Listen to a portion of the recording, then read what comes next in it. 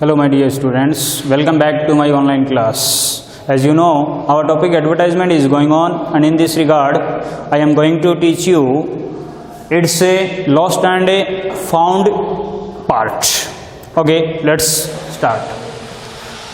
Advertisement में देखो lost and found. Lost का मतलब खोई हुई चीज और फाउंड का मतलब पाई हुई चीज। यदि हमें कोई चीज मिल जाती है और यदि हम उसको लौटाना चाहते हैं तो इस तरह का क्वेश्चन आ जाता है, उसके लिए हम किस तरह से आंसर देंगे। और यदि हमारी कोई चीज गुम जाती है और हम उसको पाना चाहते हैं और हमें मालूम नहीं है कि फाइंडर कौन है, किसको मिली है, इसीलिए हम विज्ञापन जारी करेंगे, एक ऐड जारी करेंगे ताकि क्या है फाइंडर लौटा सकें। इस तरह से दो क्वेश्चन इसके बनते हैं। तो देखो फर्स्ट वन, सपोज मानो कि you have lost your wrist watch. आपने आपकी हाथ की घड़ी है वो खो दी है समवेयर, कहीं पर between your school and home, आपके घर और स्कूल के बीच में।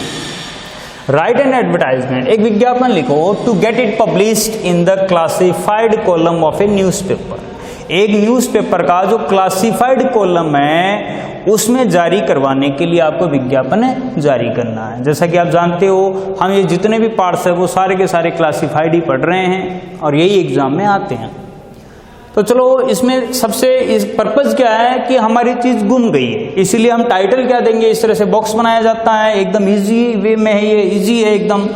लॉस्ट, याद रखना, रिमेंबर लॉस्ट के आगे आप एक्सक्लेमेटरी मार्क जरूर लगाओगे और फाउंड के आगे मैंने नहीं लगाया है। इसका रीजन क्या है, देखो ये क्या है, एक आश्चर्य, हैरानी, दुख, इस तरह की बातों के लिए क्या एक्सक्लेमेटरी मार्क का यूज होता है। इसलिए जिसकी चीज गुमी है उसको इस बात की हैरानी, दुख होता है, इसलिए इसके लिए आता है। और फाइंडर है उसको इतना कुछ खास नहीं होता, इसलिए वहां पर एक्सक्लेमेटरी मार्क का यूज नहीं करते हैं, इसकी कोई जरूरत नहीं है। लेकिन लॉस्ट के आगे आपको लगाना है।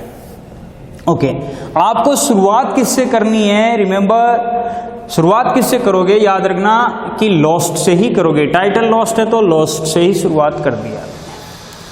लॉस्ट, अब क्या चीज खोई है उसका जिक्र है। जैसे यहां पर है रिस्ट वॉच, तो आपने लिख दिया ए रिस्ट वॉच। कहां पर है, प्लेस लिखना पड़ेगा, समवेयर, सेम लिख दिया, समवेयर बिटवीन द गवर्नमेंट। यहां पर योर स्कूल है तो आप यहां पर योर स्कूल की जगह स्कूल का नाम देना पड़ेगा आपको। Between the government senior secondary school Guthav, जैसा कि आपने स्कूल का नाम दे दिया। एंड वे टू टिटनवाड़, यहाँ पर होम तो दे दिया लेकिन होम कहाँ का है वो आपको देना जरूरी है, यहाँ पर टिटनवाड़ दे दिया। और फिर कोमा लगाकर कंपनी कौन सी है, घड़ी की टाइटन कंपनी जैसे कि दे दिया आपने, ये भी बता दिया टाइटन कंपनी की घड़ी खोई आपकी, बस इतना जिक्र कर दिया। अब आपका पर्पज ये है कि फाइंडर को आप क्या कहना चाहोगे, तो फाइंडर पाने वाला will be rewarded, finder will be rewarded, पाने वाले को पुरस्कृत किया जाएगा, उसको एक पुरस्कार इनाम दिया जाएगा। इस तरह से आपने इसका जिक्र कर दिया। ये करने के बाद में क्या है, लास्ट में आपने प्लीज रिटर्न, कृपया लौटाएं, किसको लौटाएं, यह आपका नाम। यदि इसमें आपका नाम है तो वही नाम आएगा, यदि इसमें नाम नहीं है तो आप कोई भी नाम लिख सकते हो, अपना नाम भी लिख सकते हो, जैसे कि नेकीराम कुमावत कोमा, और घर का एड्रेस भी दे दिया। यह आपका मकान नंबर है और यह आपका मोहल्ला, आपकी कॉलोनी आ गई, यह आपका गांव और आगे का स्थान आ गया। सिर्फ इतना बताना आपको। Okay, next question. अब बात ये आती है कि हमें कोई चीज मिलती है और उस चीज को हम किसी को क्या है लौटाना चाहते हैं, तो उसके लिए क्या है, हम उसको जानते भी नहीं ये चीज किसकी है, इसीलिए उसके लिए ऐड जारी करेंगे। वो किस तरह का होगा, क्वेश्चन किस तरह से आता है, देखो क्वेश्चन नंबर 2। सपोज मानो कि you have found a containing, यहां पर आपने जिक्र नहीं किया, जैसे कि अब कर देता हूं मैं, you have found a wallet containing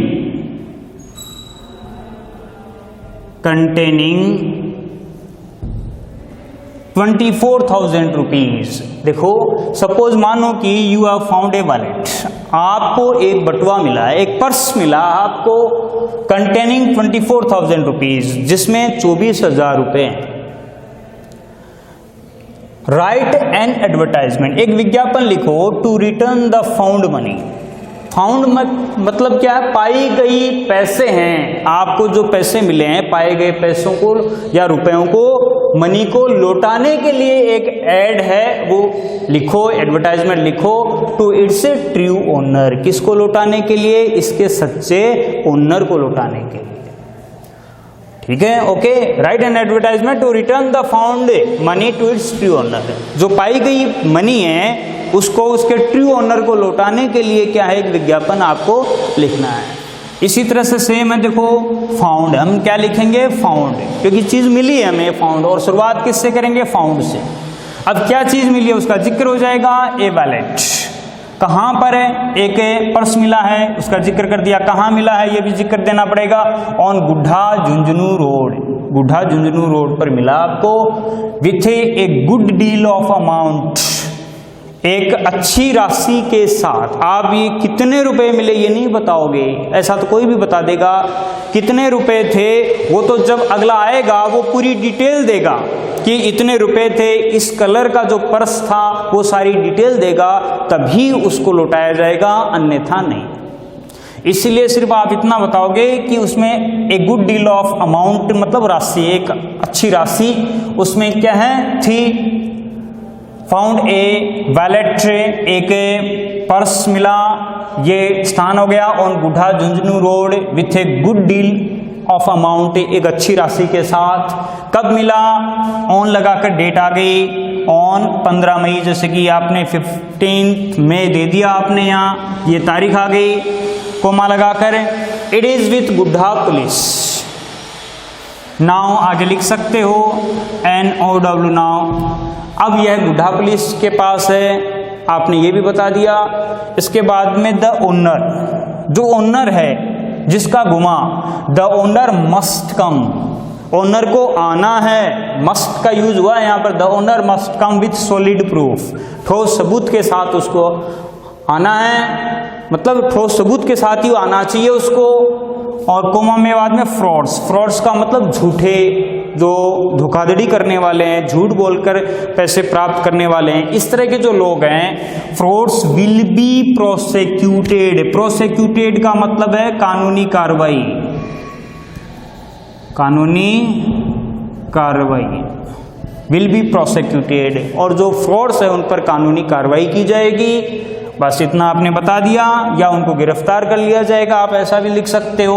और लिखा आपने, और या फिर क्या है, आप जैसे कि पुलिस के पास नहीं जाना चाहते तो आप, अब मतलब क्या है, आप पुलिस के पास नहीं जाना चाहते, अगला क्या है, जिसकी चीज़ गुमी है वो पुलिस के पास नहीं जाना चाहता, तो आपसे भी संपर्क कर सकता है। ये आपका एड्रेस हो गया, कॉन्टैक्ट राजन सिंह, या आपका घर का नंबर, आनंद विहार, टिटनवाड़, झुंझुनू, इस तरह से आपका एड्रेस भी दे दिया। एकदम ईजी है, कोई ज़्यादा बड़ा भी नहीं है या आपने।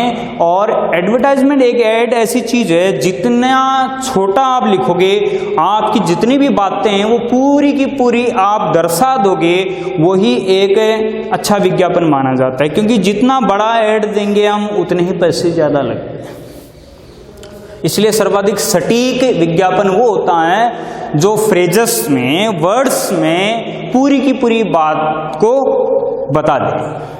मतलब एक ऐसा विज्ञापन जिसमें पूरे के पूरे बातें हैं वो बताई गई हैं, जो शॉर्ट में है, जैसे कि वर्ड्स है, फ्रेजेस है। लेकिन कभी क्या होता है, जैसे कि हम अपने उद्देश्य को वर्ड या फ्रेज में व्यक्त नहीं कर सकते, तब हमें एक छोटा सेंटेंस है उसका रूप देना, या उस छोटे सेंटेंस में लिखना पड़ता है, और उसे कोई गलत नहीं माना जाता है। इस तरह से क्या है, सर्वाधिक सटीक अच्छा विज्ञापन वही होता है जो क्या है, शॉर्ट में पूरी बातें जिसमें बताई जा सके। Okay, thanks. Next I will teach you next part. Okay, thanks.